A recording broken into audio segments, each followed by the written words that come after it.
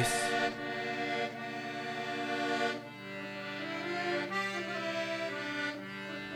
é o tempo dos assassinos.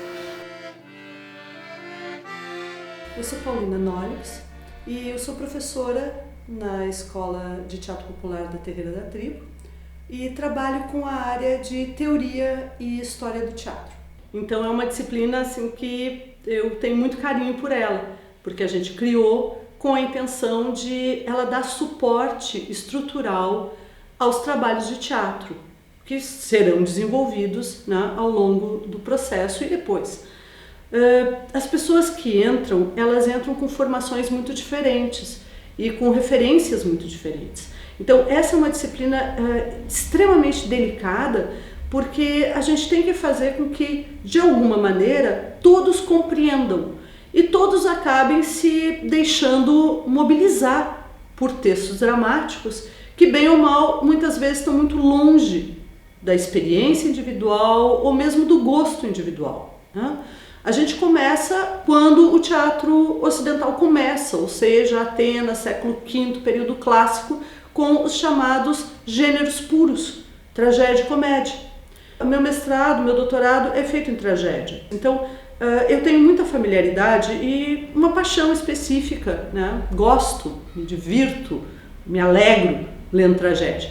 Só que é um complicador, porque as pessoas em geral não têm esse conhecimento e quando têm, são dragadas assim, por histórias muito violentas.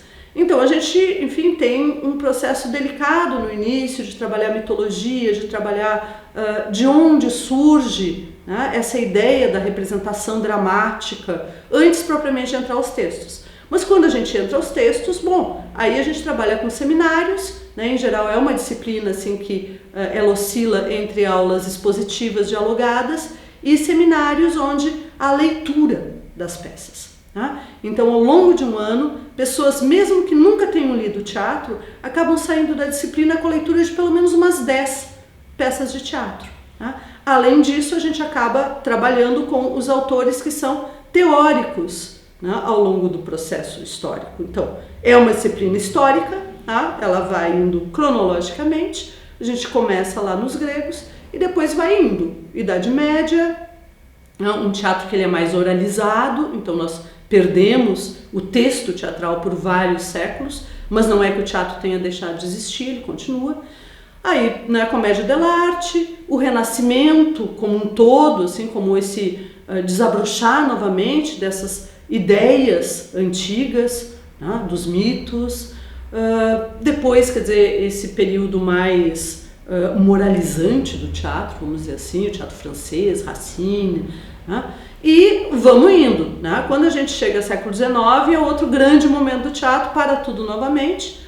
Então nós temos assim 4 grandes paradas, tá? A primeira é tragédia e comédia, depois Shakespeare, onde a gente também para e vai estudar um pouco das referências shakespearianas e a história do período e as relações do teatro com a história, problemas que o Shakespeare apresenta, que ainda nos são familiares, né? Problemas com minorias, então a questão do Otelo, a questão do Mercador de Veneza, judeus, negros, como é que essa sociedade europeia, branca, né, lida com esse fenômeno. É sempre importante, quando a gente trabalha essa questão teórica na sala de aula, dar aos estudantes uma condição de eles perceberem a possibilidade das releituras, porque isso é o que se faz hoje em dia na literatura, e quanto mais na literatura dramática. Então, por exemplo, nós na Terreira, nós fizemos a última das turmas da escola, ela trabalhou com uma releitura da Tempestade do Shakespeare. Os crimes contra a natureza provocam grandes distúrbios. Quem grita assim? Eu? O filho de um querido pai é assassinado! Senhor, os nobres te abandonam! Então, era importante que eles conhecessem Shakespeare, que conhecessem o texto original, que dominassem personagens, intenções e todo um arcabouço, porque quando você trabalha a releitura, de alguma forma, aqueles problemas estão ali, mas eles são transformados, eles são mudados, muitas vezes eles implodem em outras problemáticas. E aí é que eu acho que a gente tem um ganho com as nossas turmas, porque eles sabem o que estão fazendo.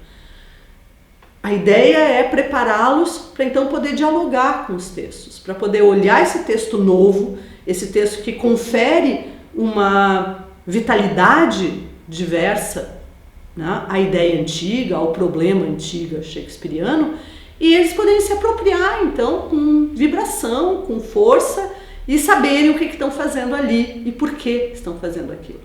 E quando chega ao século XIX é outra parada, porque aí nós temos também os grandes textos, que ainda são referências para nós. Então chegamos e vamos trabalhar romantismo. Então se trabalha Goethe, se trabalha Kleist, se trabalha vários autores, né, com a temática e anda-se adiante. Quer dizer, nós temos o realismo. Né? O século XIX é realmente um momento incrível para o teatro. E o século XX, né? No século XX nós trabalhamos com Artaud, com Arrabal, com Brecht, essas figuras que mobilizam o Oi Nós Aqui Outra Vez desde a sua formação e que, portanto, são importantes de serem trazidas para dentro da sala de aula, para que as pessoas entendam bem ou mal o que elas estão fazendo ali e por que esse grupo é diferente dos outros e por que a estrutura dessa escola tem que dar conta desses fenômenos, né? Teatro da crueldade, teatro pânico, a questão do Brecht, né? Que é um teatro político, esse teatro épico, impressionante, né? E chegamos praticamente ao século XXI, tá? A gente consegue ir trazendo então a questão das releituras, do metateatro, né? Conceitos atuais e, enfim, né? Tangendo a performance e aos processos que hoje se aponta no teatro ocidental, né? A minha aula é uma aula de teatro ocidental. E eu não falo de teatro brasileiro, porque quem fala de teatro brasileiro é um outro professor numa outra disciplina diretamente focada nisso. O presidente da República, no interesse nacional, poderá suspender os direitos políticos de quaisquer cidadãos pelo prazo de 10 anos, a suspensão dos direitos políticos, com base nesse ato. A censura é muito rígida, vai se tornando cada vez mais rígida em 68.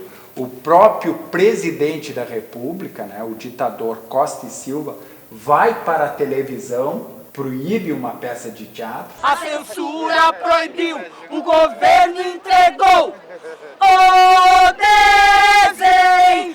Para a gente entender o contexto, né, do que eu vou falar logo em seguida, se vivia no país um momento de plena liberdade de expressão. É nesse período que está se vivendo que, junto à política de governos democráticos que vinham sendo eleitos, né, desde a Constituinte de 46, e principalmente o governo democrático que é derrubado pelo golpe, é um governo onde está sendo discutido reformas que poderiam transformar o país. Né? Era um momento, então, de muita efervescência política, cultural, social. Era um momento riquíssimo, tanto é tudo que se conhece de melhor que o país produziu em termos artísticos, está ali a origem. Né? Então a música, a bossa nova, no cinema novo, né?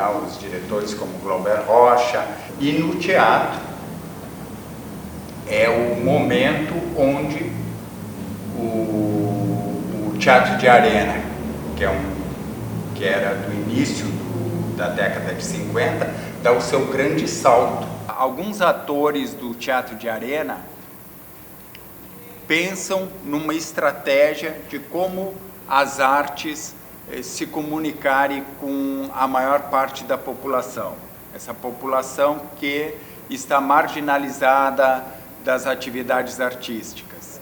É o Oduvaldo Viana Filho, junto com outros colegas de teatro do Arena, que vão pensar numa organização e em estratégias de como fazer a arte circular também fora do centro das grandes cidades ou dos centros culturais conhecidos. E a ideia do Vianinha, ele como homem de teatro, por isso o teatro sempre foi a vanguarda, ou a ponta de lança do CPC.